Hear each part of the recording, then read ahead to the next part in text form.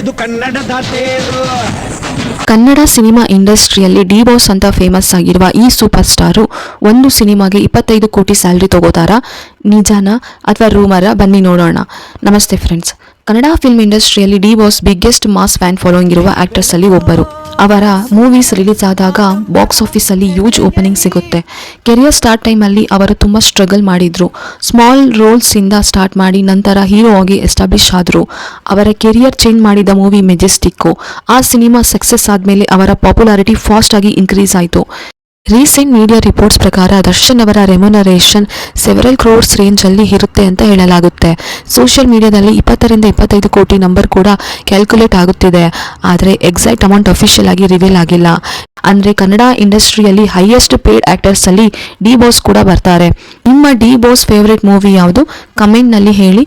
ಮತ್ತು ಇಂಥ ಸಿನಿಮಾ ಫ್ಯಾಕ್ಟ್ಸ್ಗೆ ಸ್ಮೃತಿ ಮೂವಿ ಮೆಮೊರೀಸ್ ಚಾನಲ್ ಅನ್ನು ಸಬ್ಸ್ಕ್ರೈಬ್ ಮಾಡಿ. Thank you.